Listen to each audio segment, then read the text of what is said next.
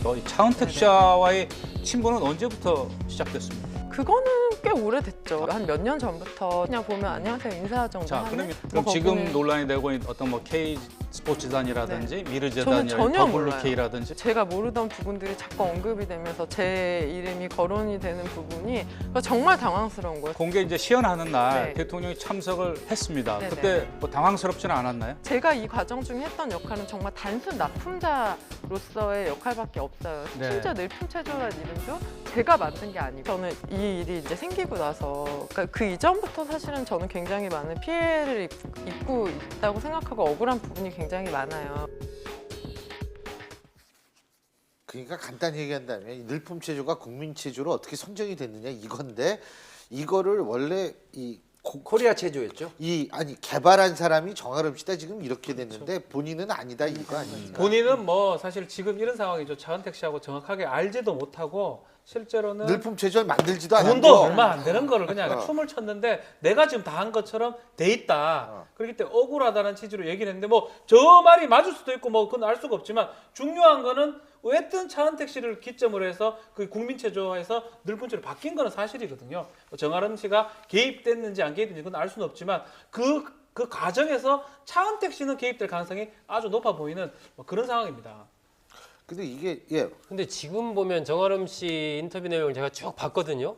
보면 이제 중요한 게 두 부분이라고 저는 보는데 하나는 그러니까 전체 기획이 이미 다 돼 있고 늘품체조라는 이름도 다 모든 것이 정해져 있는 상태에서 나는 그 체조의 동작만을 개발해 주는 것에 대해서 의뢰를 받았다라는 얘기고 그래서 자기는 그것을 한 것이다라는 얘기고 두 번째는 하지만 누구라고 얘기는 안 했지만 아마 차은택 씨를 얘기하는 것 같습니다. 차은택 씨가 언론에서 어떤 취재 요청이 오든지 그러면 그러니까 정아름 씨가 다 만들어서 기획해서 문화체육관광부에 제안했다고 얘기를 해라라고 누군가 얘기를 했다라는 거예요. 그래서 정아름 씨가 아니 그건 좀 말이 안 될 것 같습니다. 어떻게 제가 그걸 막 이렇게 체조하던 사람이 갑자기 문화체육관광부에 제안을 하고 그게 채택이 돼서 만들어지게 상식적으로 안 되지 않습니까? 라고 반문까지 했는데 그래도 혹시 언론에서 문의 오거나 누가 물어보면 그렇게 얘기해라라고 얘기를 했다는 건데 그게 아마 차은택 씨로 저는 봤거든요. 그 문맥상 인터뷰 문맥상에 본다면 그렇기 때문에 지금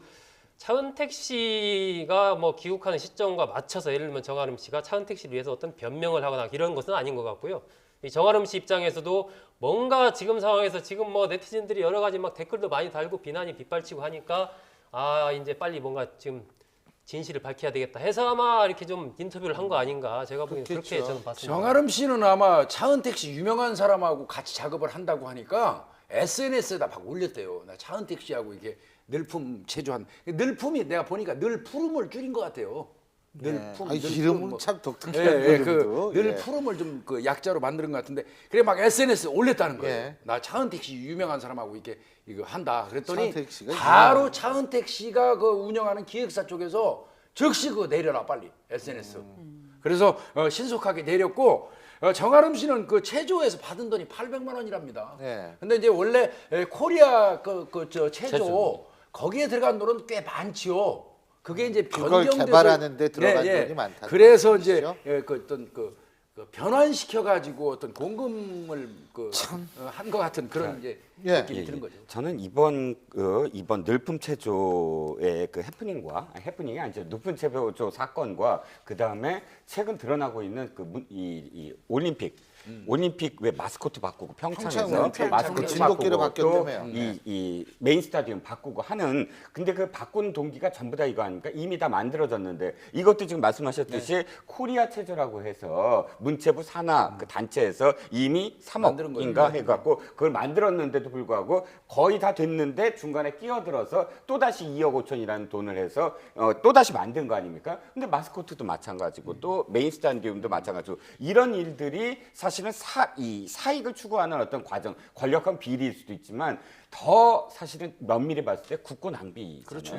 다 기회비용들 다 들어가서 국고를 낭비한 그 비용들을 전부 다 합산해서 사실은 추궁을 하고 저는 거기에 대해서도 책임을 추궁을 해야 된다. 예. 이게 일종의 이제 권력 비즈니스라고 저는 이야기하는데 이게 최태민 씨가 그 당시에 대한구국선교단을 내세운 모토가 70년대. 이게 70년대 승공입니다. 승공. 예. 공산주의를 우리가 이겨야 된다. 예. 이 모토를 내세웠거든요. 그래서 사람들을 모았는데 지금 본다면 이 최순실 씨를 비롯한 이른바 최순실 패밀리는 문화 융성, 문화라는 것을 내세워가지고 모토는 다르지만 수법은 그때나 지금이나 비슷합니다. 그래서 결국 권력을 얻고 그 권력을 통해서 어떤 공공의 아니면 재벌 기업의 돈들을 끌어당겨서 결국 사익을 취하는 이런 쪽으로 가고 있는데 이번의 경우는 더더욱 제가 보기에는 문제가 좀 더 심각한 것이 예를 들면 대통령이 어떤 자리를 방문했는데 그 기업에서 어떤 신기술을 시연을 한다. 근데 그 시연을 하는 사람이 최순실 씨와 관련된 회사에 이사를 지낸 사람이다.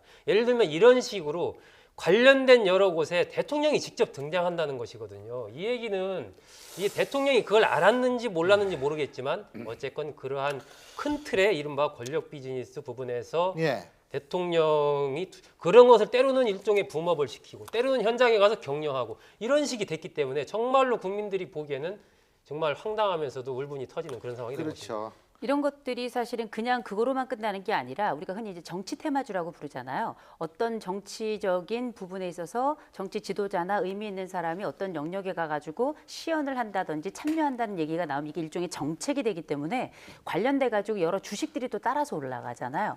이런 부분들이 아주 복잡하게 얽혀 있고 아까 우리 그 편집장님 말씀하셨던 것처럼 실제 그 평창 동계 올림픽과 관련한 여러 이권들이 굉장히 많이 얽혀 있다. 그리고 좀 더 넓게는 이 전반적인 이권에 관여하려고 한다라는 이야기들이 계속 쏟아져 나오는데 이 부분은 단순히 뭐 올림픽에만 한정된 것이 아니라 이 관련된 엄청나게 많은 주식시장, 금융시장 전체를 다 연결돼서 거미줄처럼 얽혀 있기 때문에 이거는 뭐 간단한 문제라고 보기가 어려운 거죠.